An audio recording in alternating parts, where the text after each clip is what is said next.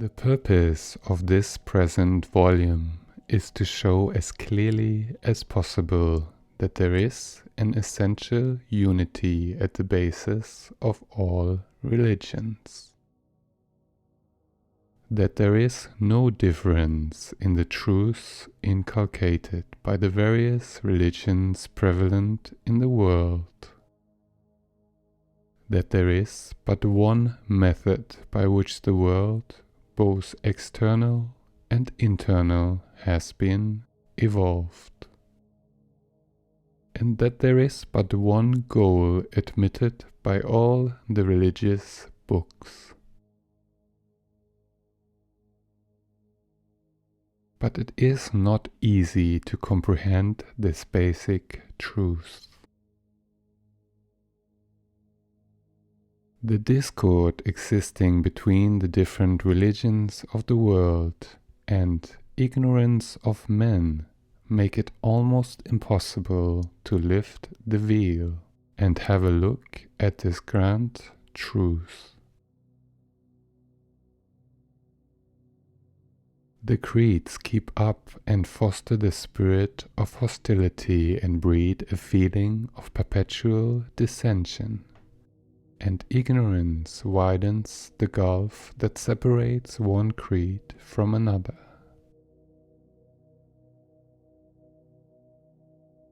Only a few specially gifted persons can rise superior to the influence of their professed creeds and find absolute unanimity in the truths propagated by all the religions of the world.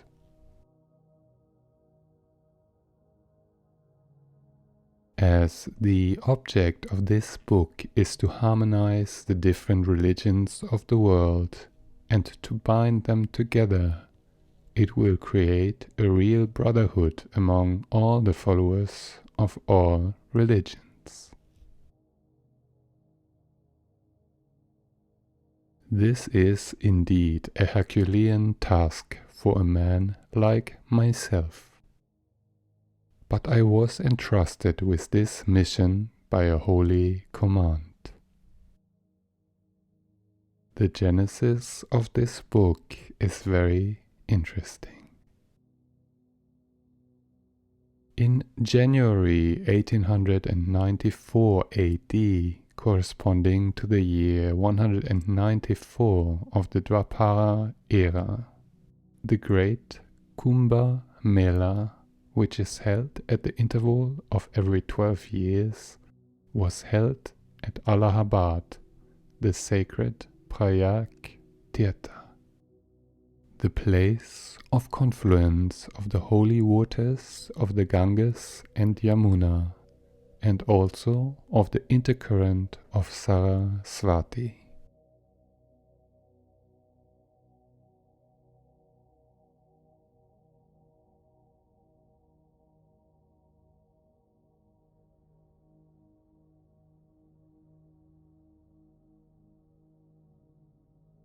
The Kumba Mela is the congregation of worldly men and spiritual devotees.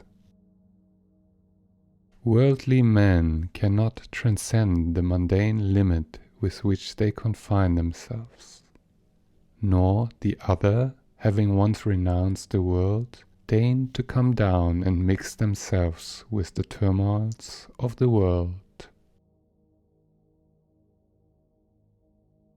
The world with its ordinary ways and with men wholly engrossed in worldly concerns stands in infinite need of help and guidance from those holy beings who will bring light to the world.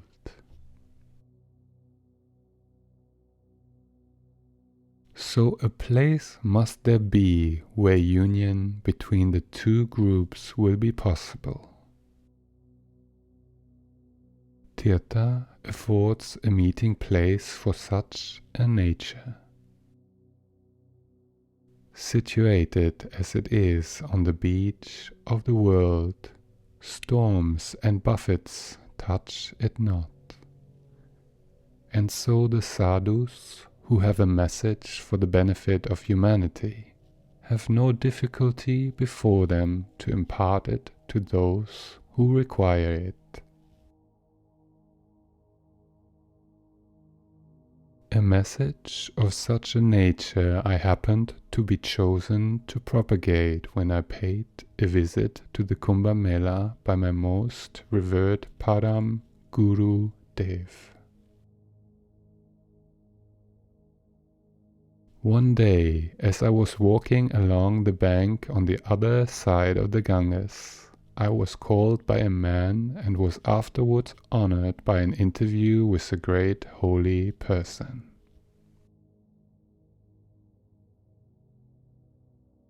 This holy personage was my Param Guruji Maharaj. I had a talk with him, and our conversation turned up on the nature of the particular class of men who now frequented these places of pilgrimage. I humbly suggested that there were men greater by far in intelligence than the men congregated there, living in distant nooks of the world, Europe and America, professing different creeds and ignorant of the real significance of such Mela as the present one. They were men fit to hold communion with the spiritual devotees.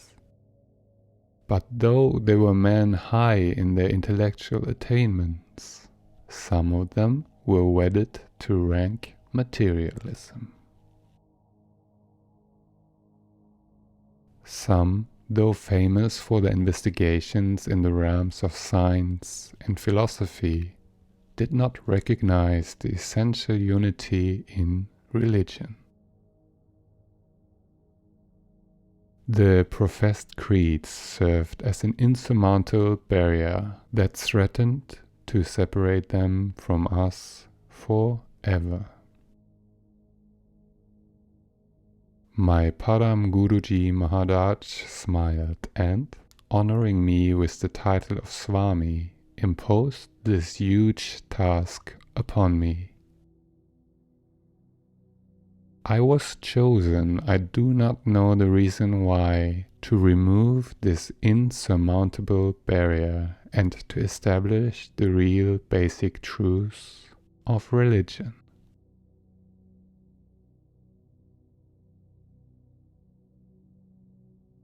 The book is divided into 4 sections, each corresponding to the 4 stages in the development of knowledge.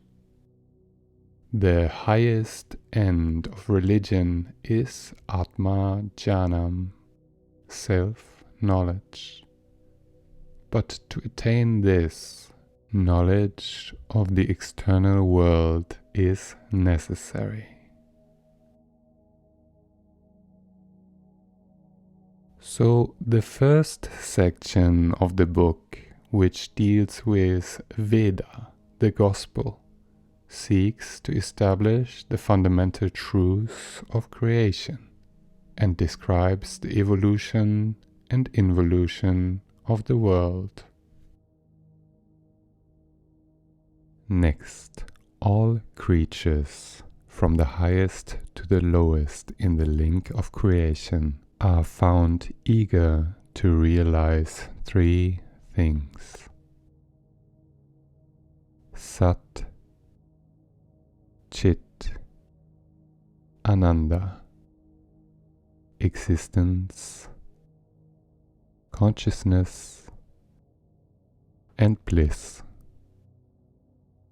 This is the purpose or goal of all creatures, and so is the subject for discussion in the second section of the book.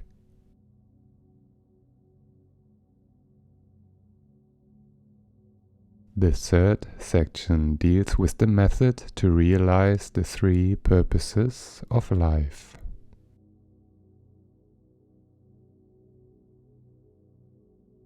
The subject which is discussed in the last section are the revelations that come to those who have traveled far to realize the 3 ideals of life and are very near their destination.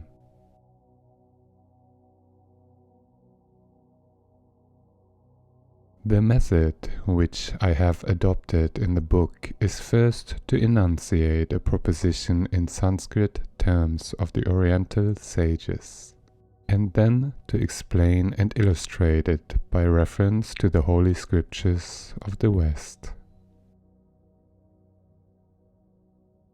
In this way, I tried my best to show that there is no real discrepancy, much less any real conflict between the teachings of the East and the West.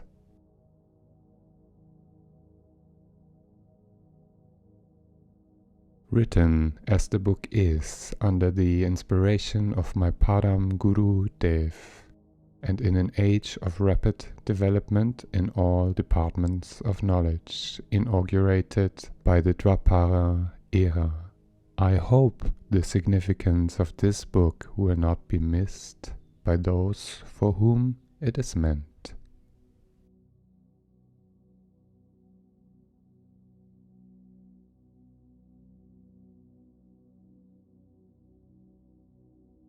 A brief discussion with mathematical calculations of the Yuga era is necessary here in order to explain the fact that the present age is Dwapara Yuga, and that 194 years of this Yuga era have passed, which is the cause of this rapid development in all departments of knowledge.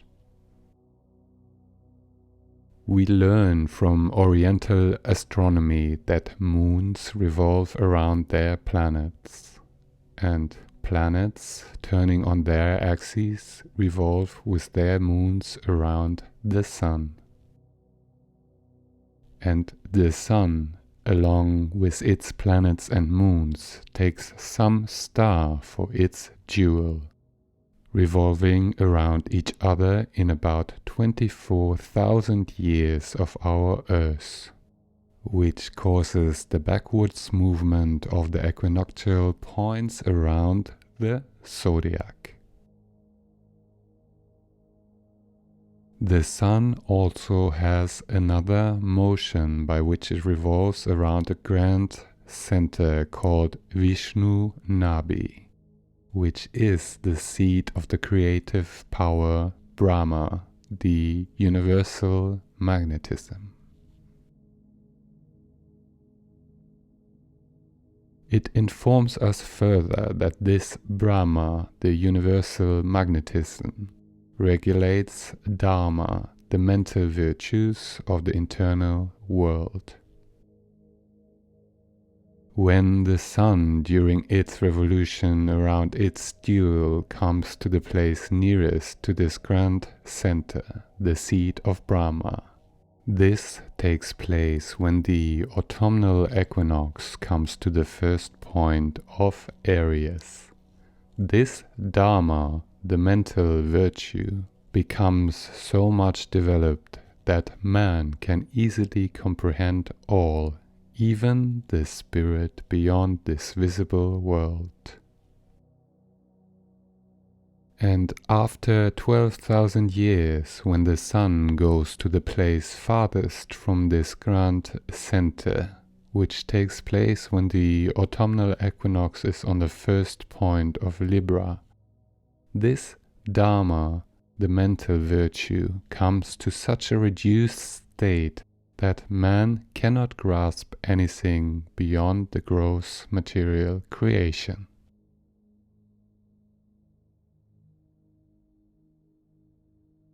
Again, in the same manner, when the Sun, in its course of revolution, begins to advance towards the place nearest to the grand center, this Dharma, the mental virtue, begins to develop.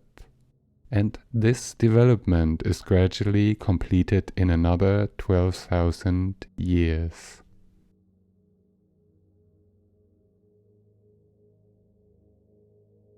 Each of these periods of 12,000 years brings about a complete change in the system, both externally in the material world and internally in the intellectual or electric world, and is called to be one of the Daiva Yugas, or electric couples.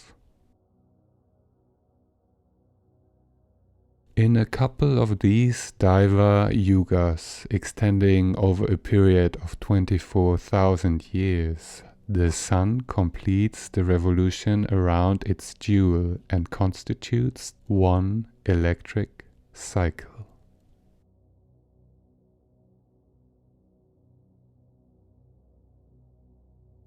This development of Dharma, the mental virtue, is but gradual, and it is divided into 4 different stages. So is the period of 24,000 years which our Sun takes to complete a revolution around its jewel, divided into 4 yugas, or couples of era.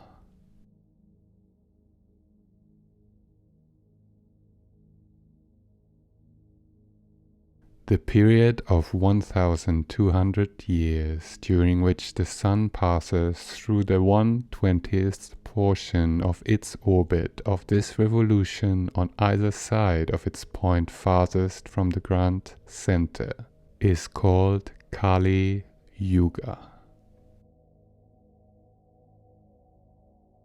When Dharma, the mental virtue, being in the first stage, is only a quarter developed, the human intellect cannot comprehend anything beyond the gross material of this ever-changing creation, the external world.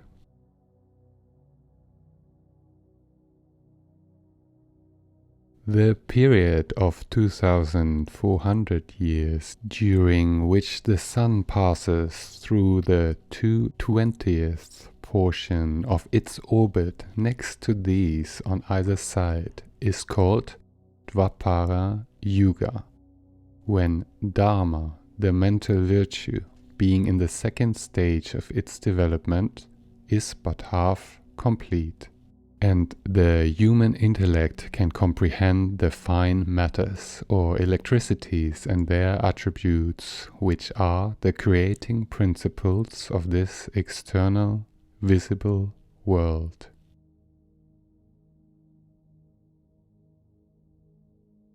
The period of 3,600 years, during which the Sun passes through the 3/20th portion of its orbit next to the above, is called Treta Yuga, when Dharma, the mental virtue, being in the third stage, gradually completes the third quarter of its development, and the human intellect becomes able to comprehend magnetism, the source of these electricities on which this creation depends for its existence.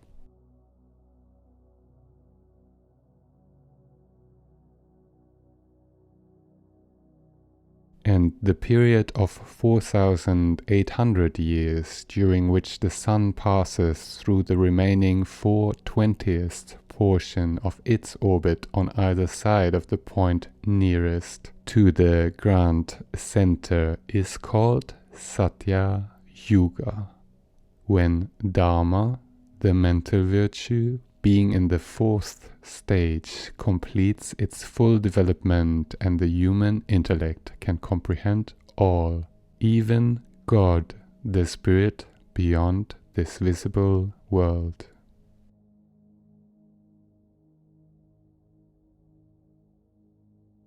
Manu, a great rishi of Satya Yuga, describes in his Samhita these yugas more clearly in the following sloka. They declare that Satya Yuga consists of 4,000 years, the twilight preceding it, the dawn, morning, or Yuga Sandhya, consists of as many hundreds, and the twilight following it, the dusk, eve, or Yuga Sandhyamsa, of the same number.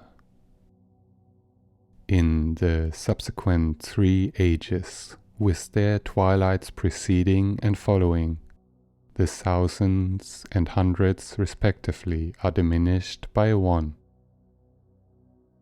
This cycle of 12,000 divine years, Daiva Yuga, the sum total of the 4 Yugas, Satya, Treta, Dvapara, and Kali, is called one age of the gods. 1,000 such Yugas of the Devas count as one day of Brahma, and his night is of the same length.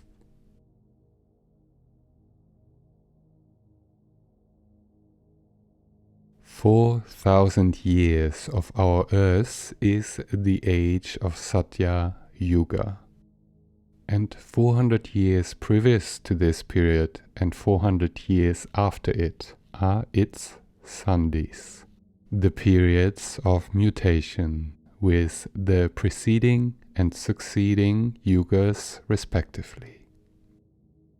Hence, 4,800 years in all is the proper age of Satya Yuga.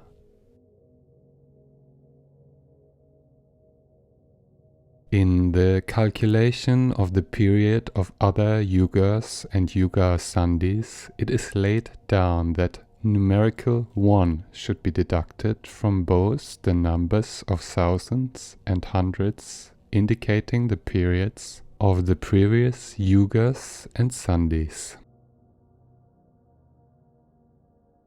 From this it will appear that 3,000 years is the age of Treta Yuga, and 300 years before and after this period are its sandhis, the periods of mutation, which makes a total of 3,600 years.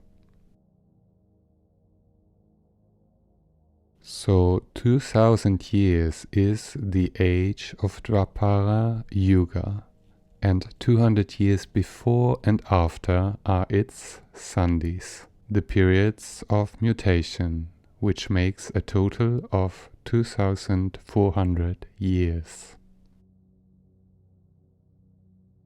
And lastly, 1,000 years is the age of Kali Yuga, and 100 years before and after this period are its sandhis, the mutation periods, which makes a total of 1,200 years.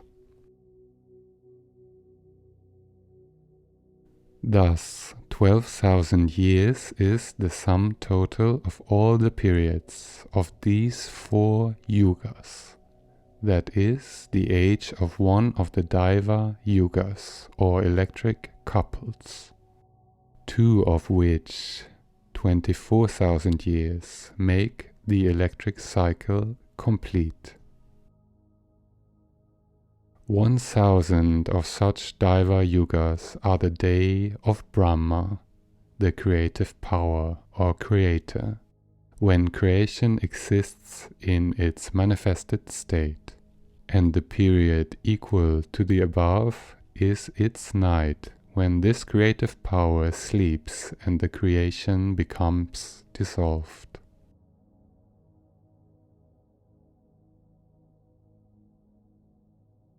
From April 11,501 BC, when the autumnal equinox was on the first point of Aries, the Sun began to move from the point of its orbit nearest to the grand center towards the point farthest from it, and accordingly the intellectual power of man began to diminish.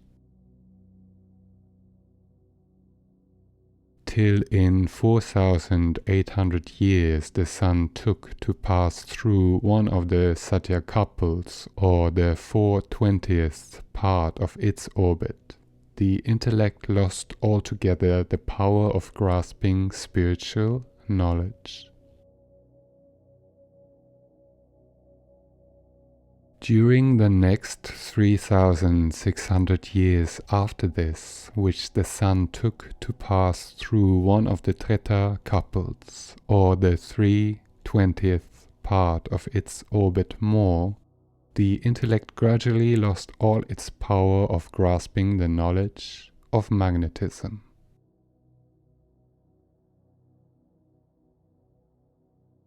During the next 2,400 years, which the sun took to pass through one of the Dwapara couples, or the 2/20th part of its orbit, the intellect lost its power of grasping the knowledge of electricities and their attributes.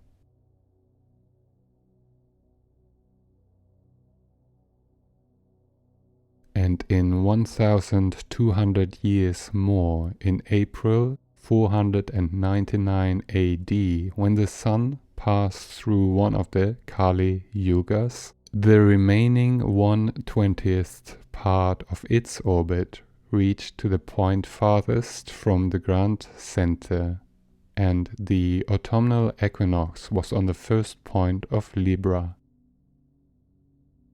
The intellectual power was so much diminished that it could no longer comprehend anything beyond the gross material of the creation.